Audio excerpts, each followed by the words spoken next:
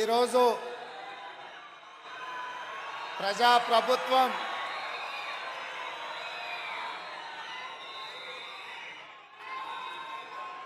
వేలాది మంది ఉపాధ్యాయులతో ఈ ఎల్బీ స్టేడియంలో ఆత్మీయ సమ్మేళనం ఏర్పాటు చేసి మొన్న డిసెంబర్లో జరిగిన ఎన్నికలలో మా పార్టీ మా ప్రభుత్వం ఏర్పడడానికి సాయశక్తుల సహకరించిన ఉపాధ్యాయులు అందరినీ కలవాలని ఒక ఆత్మీయ సమ్మేళనం ఏర్పాటు చేయాలని పెద్దలు ప్రొఫెసర్ కోదండరాం గారితో మాట్లాడి ఉపాధ్యాయ సంఘాలతో సంప్రదించి ఎల్బీ స్టేడియంలో మేము పదవీ బాధ్యతలు తీసుకున్నామో అదే ఎల్బీ స్టేడియంలో ఉపాధ్యాయులతో ఆత్మీయ సమ్మేళనం ఏర్పాటు చేయండి అని చెప్పి మా అధికారులకు కోదండరాం గారికి విజ్ఞప్తి చేయడం జరిగింది. ఈరోజు ఆత్మీయ సమ్మేళనంలో భాగంగా వేదిక మీద మా మంత్రివర్యులు పొన్నం ప్రభాకర్ గారు, మా సహచర శాసనసభ్యులు, ప్రభుత్వ సలహాదారులు, తెలంగాణ చీఫ్ సెక్రటరీ గారితో పాటు విద్యాశాఖకు సంబంధించిన అధికారులు, వివిధ ప్రజాప్రతినిధులు తెలంగాణలో దాదాపుగా 30,000 పాఠశాలలో ఉన్న ఉపాధ్యాయులు అందరూ కూడా వేలాదిగా తరలి వచ్చి ఈ ఆత్మీయ సమ్మేళనంలో పాల్గొన్నందుకు మీకు అందరికీ మనస్ఫూర్తిగా ధన్యవాదాలు, కృతజ్ఞతలు.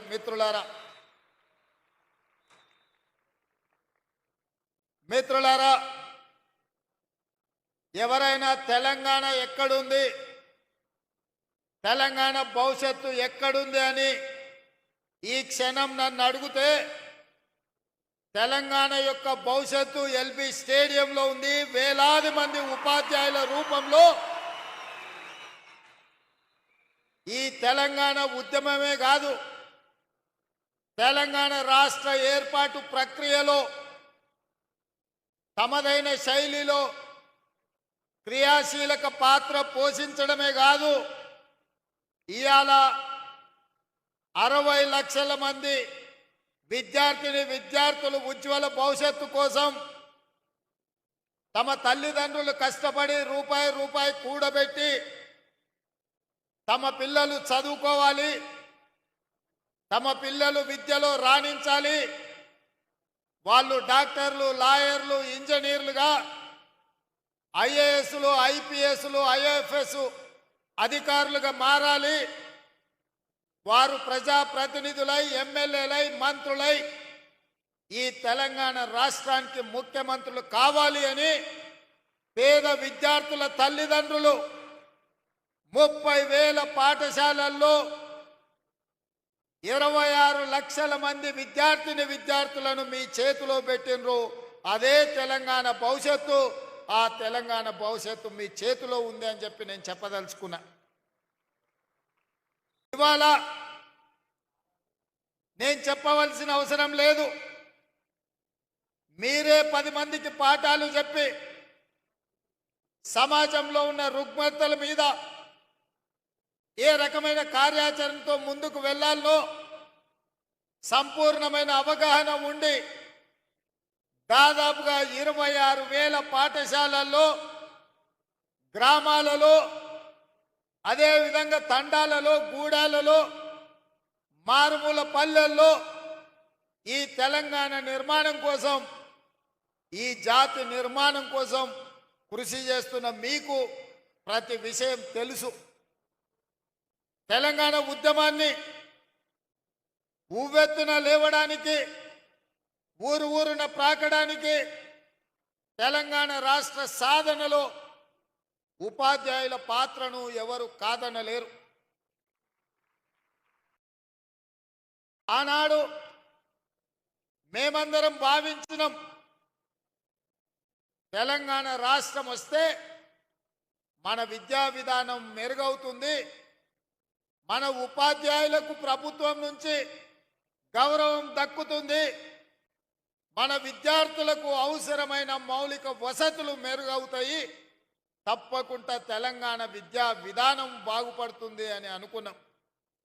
మీకందరికీ తెలుసు 2009లో రాజకీయ పార్టీలు తెలంగాణ రాష్ట్ర సాధనలో విఫలం చెంది ఏమి చెయ్యాలని కింకర్తవ్యంతో ఉన్నప్పుడు అందరూ కలిసి ప్రొఫెసర్ కోదండరాం గారిని పొలిటికల్ జేఏసీ కన్వీనర్గా వారికి బాధ్యత ఇచ్చిండ్రు. వారు కూడా మీలాంటి ఉపాధ్యాయుడే మాలాంటి విద్యార్థులకు చదువు చెప్పిన ప్రొఫెసర్గా వారు తెలంగాణ ఉద్యమానికి బాధ్యత వహించిన తర్వాతనే తెలంగాణ రాష్ట్రాన్ని మనం సాధించుకున్నాం. సాధించుకున్న తెలంగాణ రాష్ట్రంలో కోదండరాం గారు లాంటి వాళ్లకు, చుక్కా రామయ్య గారు లాంటి వాళ్లకు, హరగోపాల్ గారు లాంటి వాళ్లకు, ఎంతో మంది విద్య నుంచి ఎంతో మందికి విద్య దానం చేసిన గొప్ప వ్యక్తులకు సంపూర్ణమైన గౌరవం దక్కుతుంది అని భావించినాం. కానీ 10 సంవత్సరాలలో మీరు చూసిన వేదిక మీద మోహన్ రెడ్డి గారు ఉన్నారు. మీ ఉపాధ్యాయ సంఘాలకు ఒకప్పుడు నాయకత్వం వహించండు. ఒకనాడు ఉమ్మడి రాష్ట్రంలో అది చంద్రబాబు నాయుడు గారైనా, వైఎస్ రాజశేఖర రెడ్డి అయినా, రోసయ్య గారైనా, లేదా కిరణ్ కుమార్ రెడ్డి గారైనా ఉపాధ్యాయ సంఘాల నాయకులు వస్తే ముఖ్యమంత్రులు ఎదురొచ్చి వాళ్ళతో మాట్లాడి మీ సమస్యల్ని పరిష్కరించి ఉపాధ్యాయ సంఘాలను సచివాలయానికి పిలిచి సముచితమైన గౌరవం ఇచ్చి మీ సమస్యల్ని వినేది, మీరు లేవనెత్తిన అంశాలను ఆనాడు ప్రభుత్వాలు పరిష్కరించేది.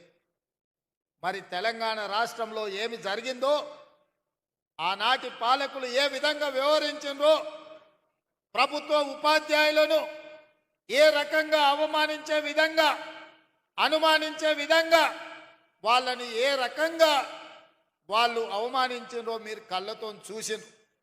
అందుకే నేను ముఖ్యమంత్రిగా బాధ్యత చేపట్టిన తర్వాత బడ్జెట్కు సంబంధించి విద్యకు ప్రాధాన్యత ఉండాలి, పేదవాడు చదువుకున్నప్పుడే తెలంగాణ బాగుపడుతుంది, తెలంగాణ యొక్క లక్ష్యం, తెలంగాణ రాష్ట్రం యొక్క సాధన ప్రజలకు చేరుతుంది అని చెప్పి 7.3% ఈసారి విద్యకు 21,000 కోట్ల పైగా ఈరోజు విద్యకు నిధులు కేటాయించడం జరిగింది.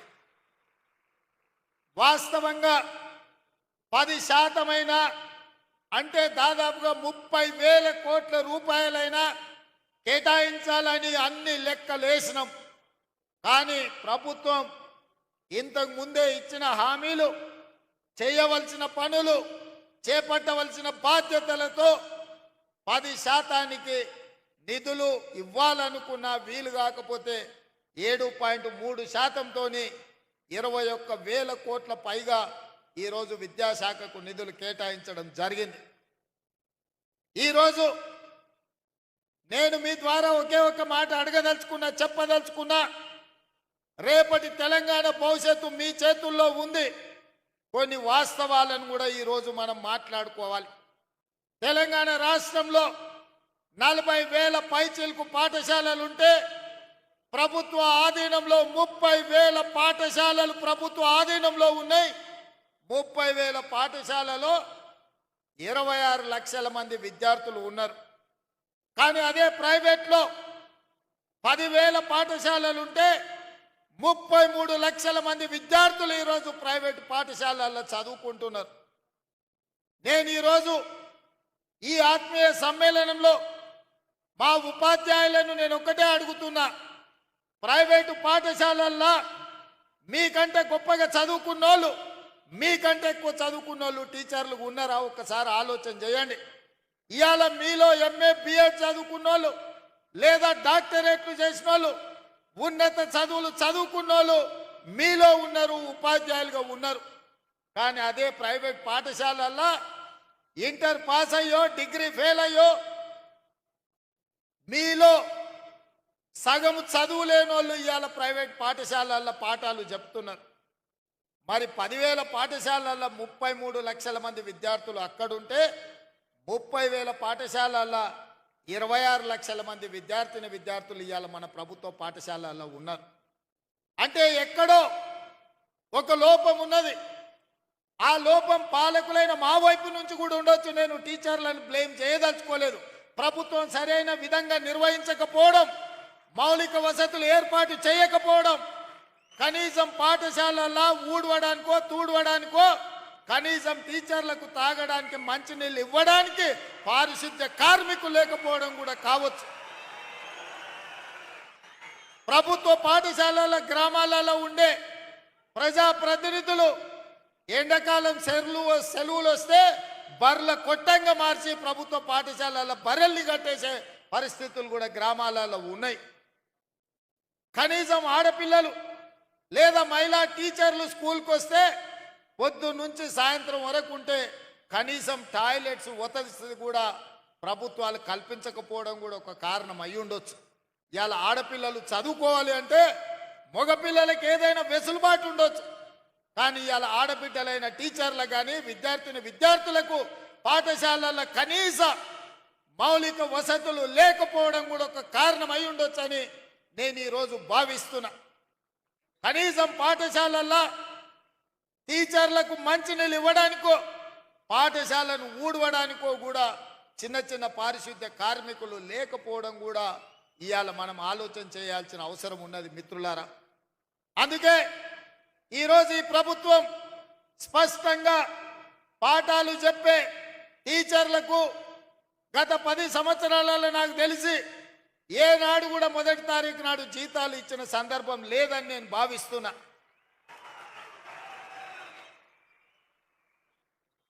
మీరు మీ పిల్లల చదువుల కోసమో ఇల్లు కొనుక్కోవడానికో కారు సైకిల్ మోటార్ లోన్ తీసుకుంటేనో ఏదైనా బ్యాంకుల్లో అప్పు తెచ్చుకుంటే మీరు ఇచ్చిన చెక్కులు సరైన సమయంలో మీకు జీతాలు రాకపోతే చెక్కులు బౌన్స్ అయిపోయి మీ సిబిల్ స్కోర్ ఖరాబ్ అయిపోయి బ్యాంకులు కూడా నమ్మని పరిస్థితులు ఇవాళ వచ్చినాయి, దాపురించినాయి గత 10 సంవత్సరాలలో.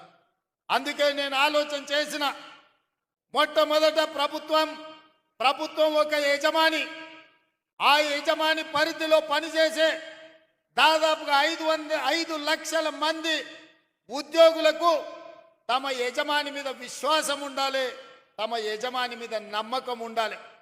ఆ నమ్మకం ఏంది అంటే మా యజమాని నాకు భద్రత కల్పిస్తాడు, మా యజమాని నాకు 1వ తారీఖు నాడు జీతం వస్తాడు, మా యజమాని నాకు కష్టం వస్తే నేను చెప్పుకుంటే చెప్పడానికి అవకాశం ఇస్తాడు, మా యజమాని నన్ను కలుస్తాడు, నా బాధ వింటాడు అన్న విశ్వాసం యజమాని మీద ఉన్నప్పుడు ఆ ఉద్యోగి తప్పకుండా ఒళ్ళు దాచుకోకుండా పనిచేస్తాడు, యజమాని అభ్యున్నతి కోసం పాటుపడతాడు.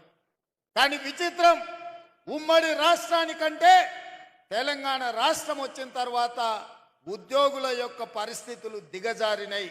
ఇది వాస్తవం, ఇది నిజం, కఠోరమైన మనం ఈరోజు మాట్లాడుకోవాల్సిన పరిస్థితి. అందుకే ఈరోజు వేదిక మీద నర్సిరెడ్డి గారు, రఘుత్తం రెడ్డి గారు మీ ఎమ్మెల్సీలు ఉండ్రు. 10 సార్లు ఈ 6 నెలల 10 సార్ల కంటే ఎక్కువనే నా దగ్గరికి సమస్యల మీద వచ్చిండ్రు. ఏవిఎన్ రెడ్డి గారు ఉన్నారు. మీ ఉద్యోగ ఎమ్మెల్సీలు, టీచర్ కమ్యూనిటీ నుంచి వచ్చిన ఎమ్మెల్సీలు ఏ సమస్యలు తీసుకొచ్చినా అక్కడికక్కడ అధికారులను పిలిచి మాట్లాడిన. భిన్న అభిప్రాయాలు ఉండొచ్చు, రాజకీయంగా మా ఆలోచనలు వేరు ఉండొచ్చు, కానీ వాళ్ళు తీసుకొచ్చిన రిప్రజెంటేషన్ మీలాంటి వేలాది మంది ఉపాధ్యాయుల సమస్యలు కాబట్టి వాళ్ళతోని కూర్చోబెట్టి మాట్లాడినాం, వాటిని పరిష్కరించాలన్న ప్రయత్నం చేసినాం. మా హర్షవర్ధన్ ఎప్పుడు కలిసినా ఏదో ఒకటి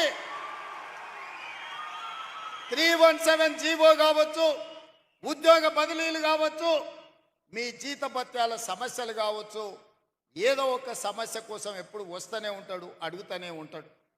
అందుకే మీ అందరినీ కలుసుకోలేకపోయినా మీ ప్రతినిధులను కలిసి మీ ప్రతినిధులు చెప్పే సమస్యల్ని విని భాషా పండిట్లకు దాదాపుగా 20 సంవత్సరాల నుంచి ప్రమోషన్లు లేవు, మిగతా వాళ్ళకు కూడా 10 నుంచి 15 ఏళ్ల నుంచి ప్రమోషన్లు లేవు.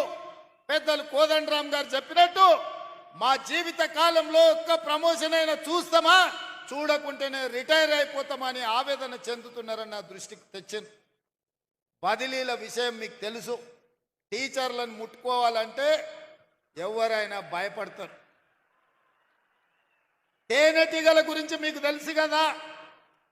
తేనెటీగలు ఎవరి జోలికి పోవు, వాటంతటా అవి ఉంటాయి. కానీ వాటి మీద ఎవరైనా రాయేస్తే ఏం జరుగుద్దో మీకు అందరికీ తెలుసు. అట్లనే టీచర్లు కూడా వాళ్ళ పాటికి వాళ్ళు జాగ్రత్తగా ఉంటారు. వాళ్ళని ఎవరైనా గులకరాయితో కొడితే వాళ్ళందరూ తేనెటీగలుగా మూకుమ్మడిగా ఏకదాటిన ఎవరి పనైనా చేస్తారని నేను సంపూర్ణంగా నమ్ముతా.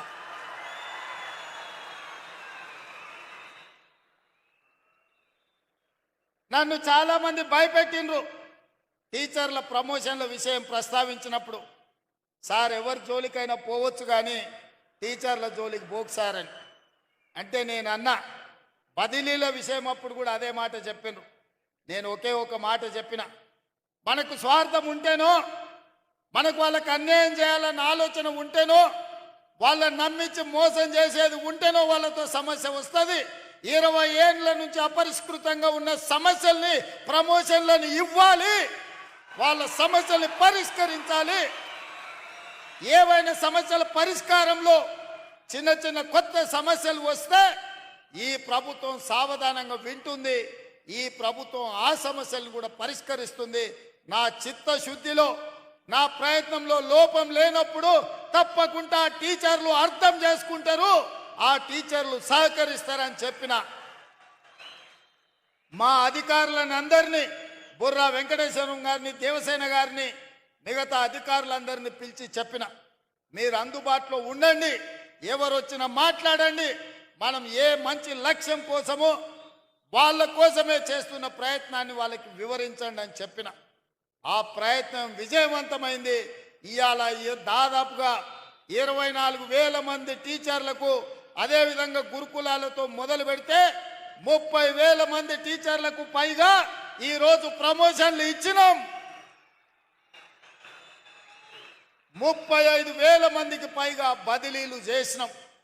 అందుకే ధైర్యంగా ఈరోజు వేలాది మంది టీచర్ల మధ్యలో ఈ రాష్ట్ర ముఖ్యమంత్రిగా ఎల్బీ స్టేడియంలో మీ కుటుంబ సభ్యుడిగా మీ దగ్గరకు వచ్చి నిలబడి ప్రతి నెల 1వ తారీఖు నాడు మీకు మీ జీతం మీ ఖాతాలో పడే బాధ్యత నాది, ఈ ప్రభుత్వం మీకు అండగా ఉంటుందని చెప్పడానికే ఇక్కడికి రావడం జరిగింది. ఇదే కాదు, మీ మంచి కోసం, మీ ప్రమోషన్ల కోసం, మీ బదిలీల కోసం ఈ ప్రభుత్వం చిత్తశుద్ధితో పనిచేసింది. ఇంకేమైనా చిన్న చిన్న సమస్యలు ఉంటే మా దృష్టికి తీసుకురండి, తప్పకుండా వాటిని కూడా పరిష్కరిస్తామని చెప్పి నేను ఈ సందర్భంగా తెలియజేయదలుచుకున్నా. అందుకే మిత్రులారా, ఈ ఆత్మీయ సమ్మేళనంలో రాజకీయం లేదు. ఈ ఆత్మీయ సమ్మేళనంలో ఏ రకమైన ప్రయోజనం ఆశించలేదు. ఒకే ఒక్క ఆలోచన, ఆశ, మీ చేతుల్లో ఈ తెలంగాణ భవిష్యత్తు ఉంది.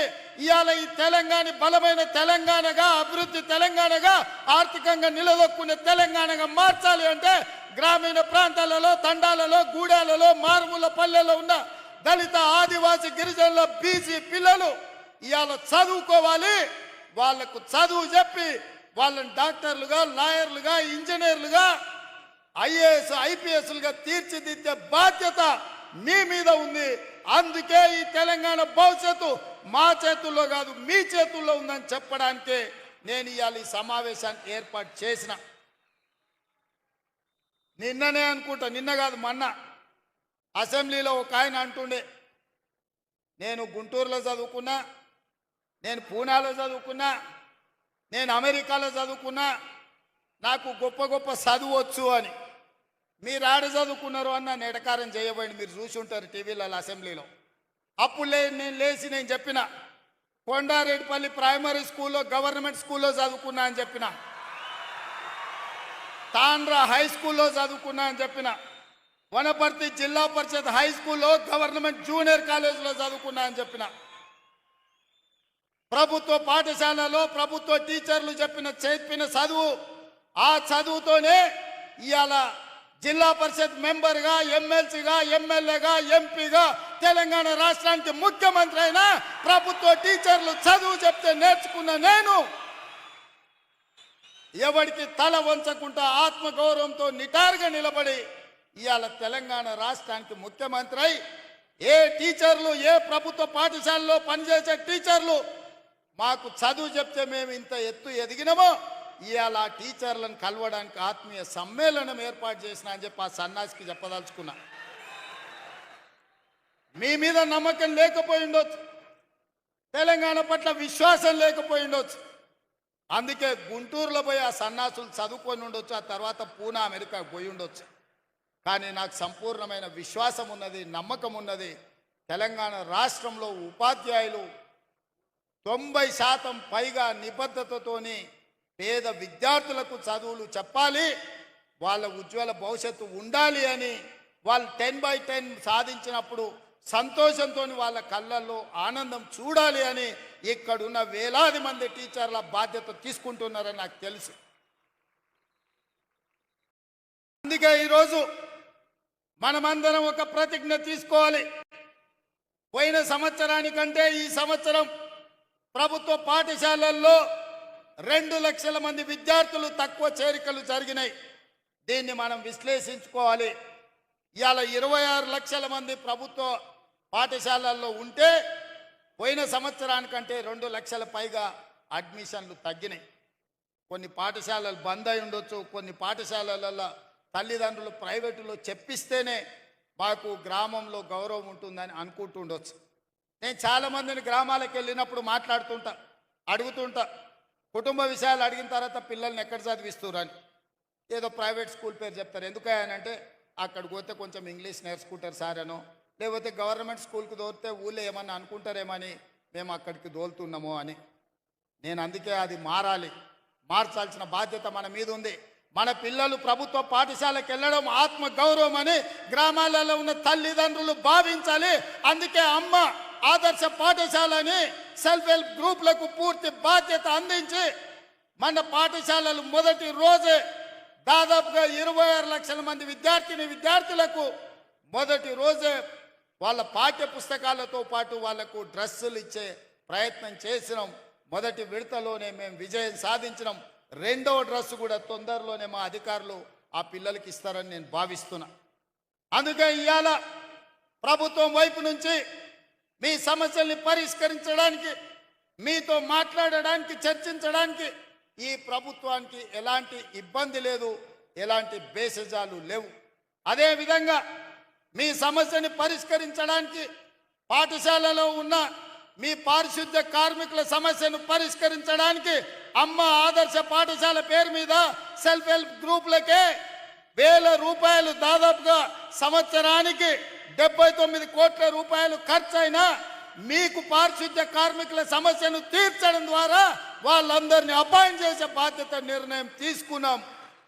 రేపటి నుంచి మీ పాఠశాలల బాధ్యత మీ జీతాలలో కొంత ఇచ్చి మీరెవరినో ఉద్యోగులను పెట్టుకోవాల్సిన అవసరం లేదు.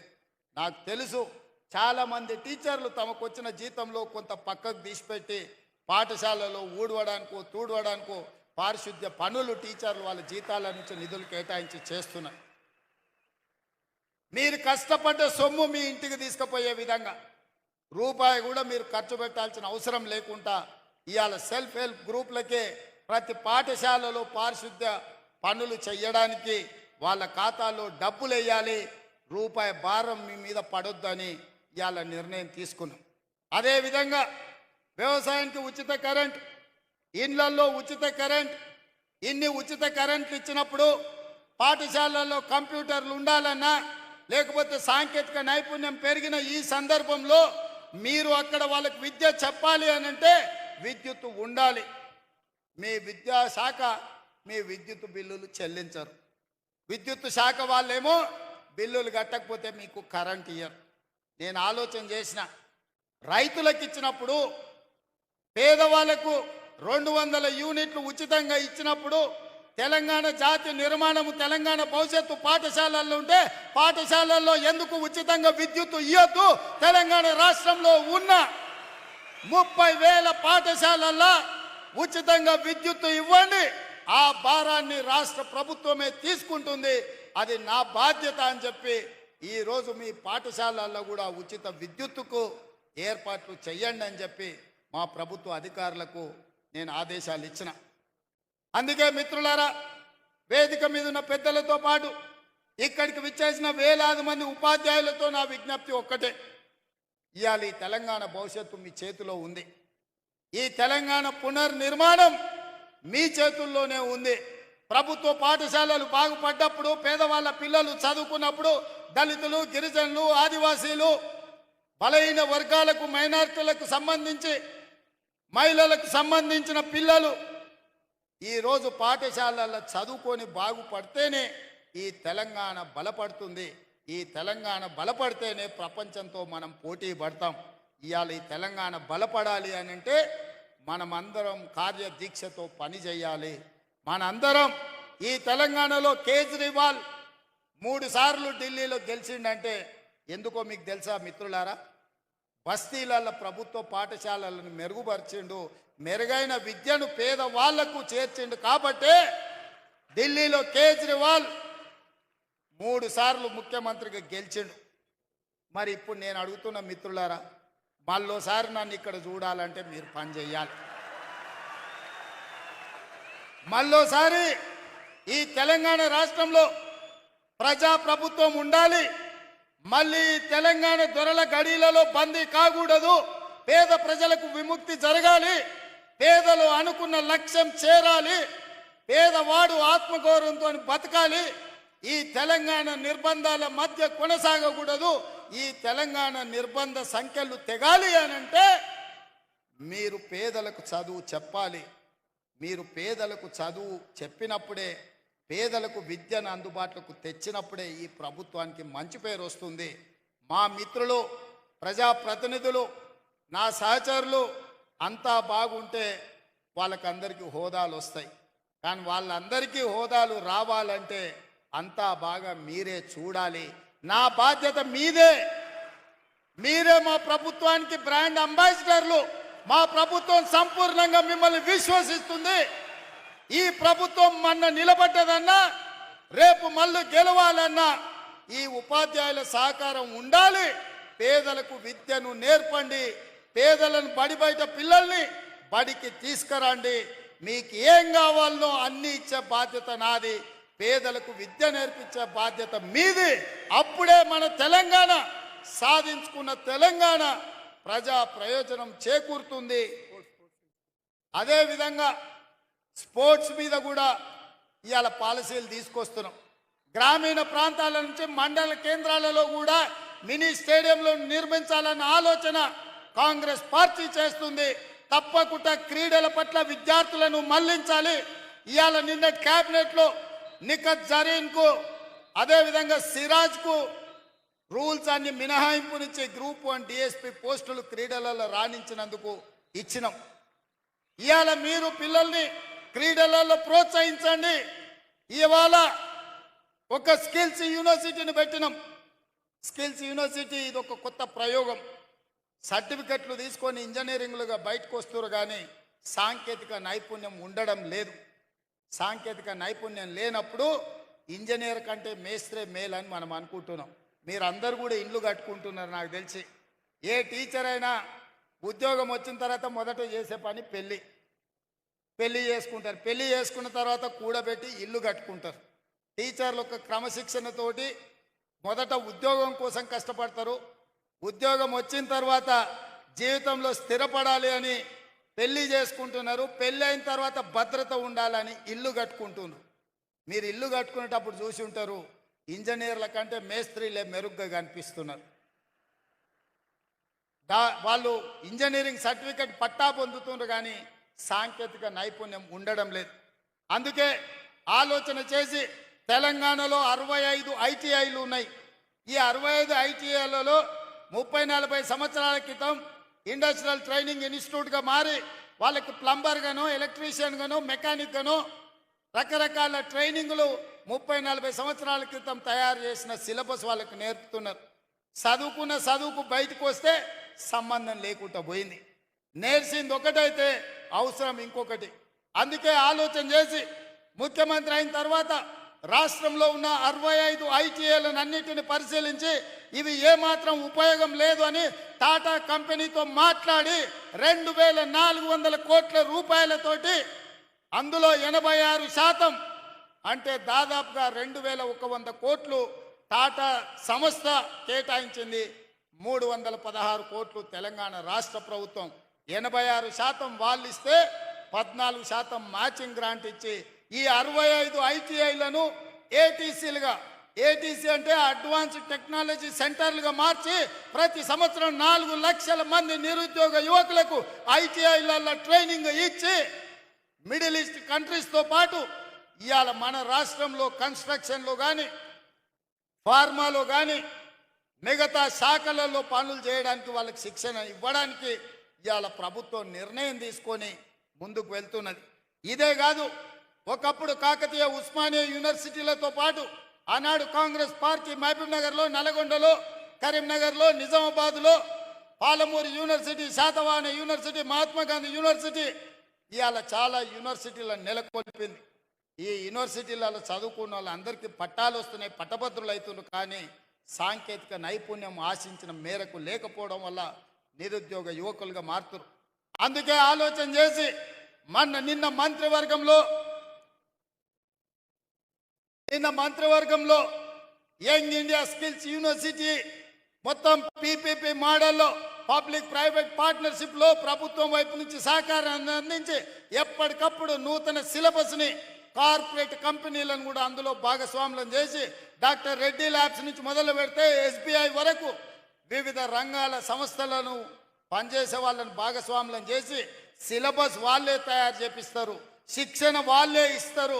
శిక్షణ పొందిన విద్యార్థులను వాళ్ళే వాళ్ళ సంస్థలలో ఉద్యోగాలు ఇచ్చే విధంగా వాళ్ళతోని ఒప్పందాలు చేసుకొని ముచ్చర్లలో 57 ఎకరాలల్లా 150 కోట్లతోని యంగ్ ఇండియా స్కిల్స్ యూనివర్సిటీని నిన్న ప్రారంభించుకున్నాం. రేపటి భవిష్యత్తు సాంకేతిక నైపుణ్యం ఉన్న వాళ్ళకే ఈ ప్రపంచంలో స్థానం ఉంటుంది. అందుకే ప్రతి సంవత్సరం 20,000 మందిని అక్కడ శిక్షణ ఇచ్చి ఫార్మా రంగంలో, హెల్త్ దాంట్లో, ఎడ్యుకేషన్ దాంట్లో, అదే విధంగా కన్స్ట్రక్షన్ సైడ్ ఇట్లా 17 విభాగాలలో శిక్షణని ఇవ్వాలి అని చెప్పి ఇవాళ ప్రభుత్వం నిర్ణయం తీసుకున్నది. మరి ఇవన్నీ జరగాలి, క్రీడల్లో రాణించాలి అని అంటే నెక్స్ట్ రాబోయే రోజుల్లో మనం స్పోర్ట్స్ పాలసీ తెస్తున్నాం. ఏ మెడల్ సాధిస్తే ఎంత నగదు బహుమతి ఇవ్వాలి, ఏ స్థాయి ప్రభుత్వం ఉద్యోగం ఇవ్వాలనేది కూడా ఒక పాలసీ తెస్తున్నాం. గత ప్రభుత్వం నచ్చితే నజరానా, నచ్చకపోతే జుర్మానా విధానం ఉండే. ఇప్పటి నుంచి అట్లా కాకుండా ఏ మెడల్ సాధిస్తే వాళ్ళకు ఎక్కడ ఉద్యోగాలలో రిజర్వేషన్ ఇవ్వాలి, వాళ్ళకు విద్యలో రిజర్వేషన్లు ఇవ్వాలి. ఒక కంప్లీట్ స్పోర్ట్స్ పాలసీని తీసుకొస్తున్నాం. కొత్త స్టేడియంలో నిర్మించాలని, పీపీపీ మోడల్లో స్పోర్ట్స్ను ప్రోత్సహించాలని ఇవాళ మన ప్రభుత్వం నిర్ణయం తీసుకున్నది.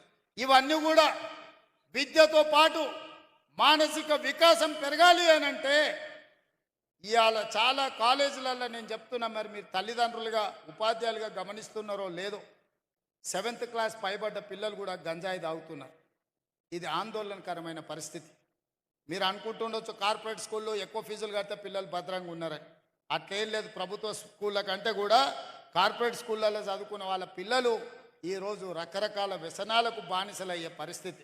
ఎందుకంటే పెద్ద వాళ్ళు కూడా నాకు వచ్చి చెప్పుకుంటుంటారు అప్పుడప్పుడు, మా పిల్లల పరిస్థితి బాగలేదు, గంజాయి డ్రగ్స్కి తెలియని వయసులో వాళ్ళు అలవాటైంది, ఏం చేయాలో మాకు తెలియట్లేదు, మీరు చర్యలు తీసుకోండి.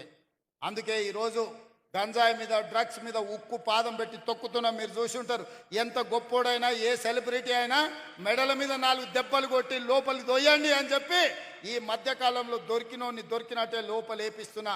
ఎవరు ఎన్ని ఒత్తిళ్లు తెచ్చినా ఎవరిని వదలకుండా ఇవాళ ఈ గంజాయి మొక్కల్ని ఏరేసే పనిలో ఉన్నాం. తెలంగాణ తులసి వనం లాంటి తెలంగాణలో గంజాయి మొక్కల్ని పీకాల్సిన బాధ్యత మీ మీద కూడా ఉన్నది. ఇవాళ విద్యార్థులు బానిసలు కాకుండా చూడవలసిన బాధ్యత మన మీద ఉన్నది.